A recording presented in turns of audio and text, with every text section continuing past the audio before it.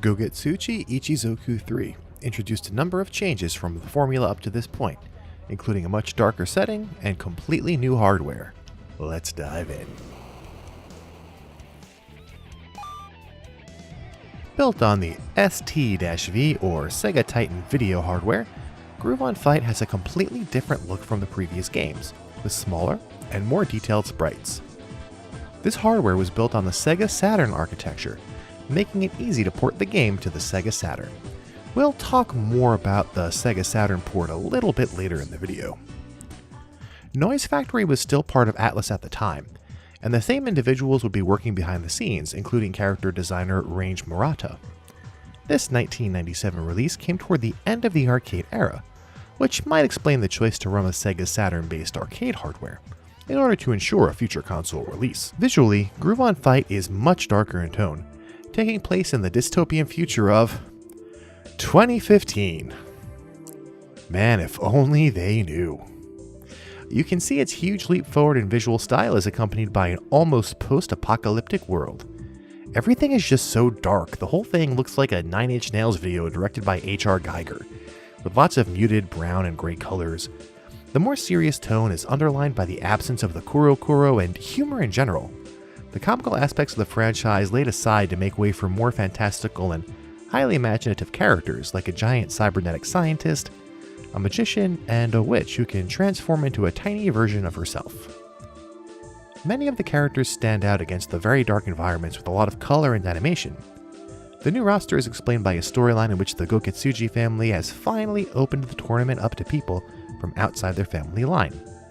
The Goketsuji tournament is now a power struggle between the Goketsuji family and Bristol Weller, the head of a rival family. I think they kind of had to go this way, because otherwise they wouldn't really be able to add a lot more characters into future versions of the games. This is a huge contrast to the colorful theme of the previous games, and the between fight sequences reminded me a lot of SNK's Garo Mark of the Wolves.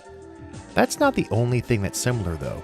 The settings in a distant future, there's a return of one staple character from the series. A lot of this was later borrowed by Garo.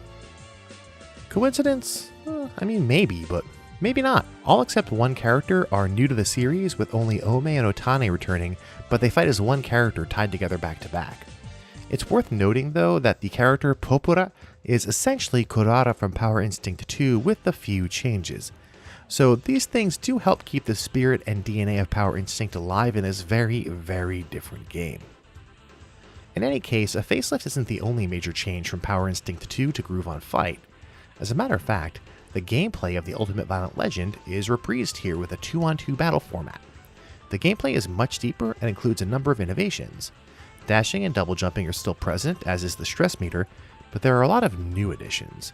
A 5th and 6th attack button, called Great Attack and Dash Attack respectively, dash canceling, overhead strikes to crush low blocks, juggle combos, the ability to attack a downed opponent, reflecting attacks, taunts, universal unblockables, the ability to actively tag your partner or attack alongside your partner, and even the ability to pick up a downed fighter and throw them at your opponent.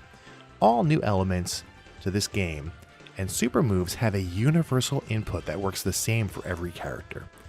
It's cool, but it feels a little weird.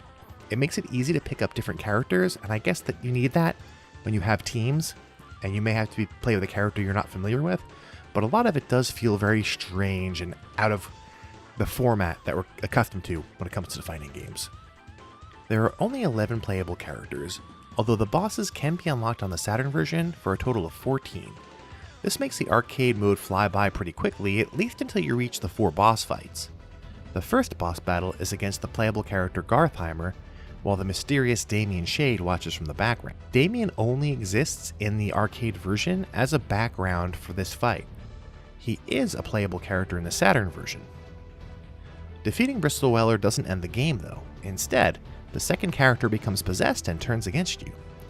After you defeat your own partner in a one-on-one fight, you finally come face to face with Bristol D, Weller's demon form.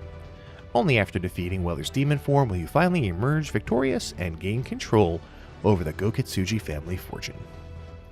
This is a weird one to be sure, but it's also an excellent 2D fighter from the late era of those types of games. At least in the US, we probably wouldn't have seen this one in arcades because it was only released in Japan, and arcades were kind of falling out of fashion anyway. If you went to an arcade in Japan around 1997, it would be sharing space with Street Fighter Alpha 2, Tekken 3, Mortal Kombat 4, Marvel Superheroes vs. Street Fighter, and Street Fighter 3 New Generation, not to mention Darkstalkers 3 and King of Fighters 97. If you haven't played Groove on Fight, I would recommend you give it a try. It's a solid fighter that deserves some recognition, and of course, it set the stage for the best game in the Ichizoku series, Match 3 Melee, which we'll be covering shortly. If you haven't done so already, please like this video and subscribe. Turn on notifications so you don't miss that Match 3 Melee video, and next week we're going to be doing something a little different here. It's going to be an RPG retrospective of the WonderSwan Color version of Final Fantasy. Don't miss it. Thank you, and until next time, game over.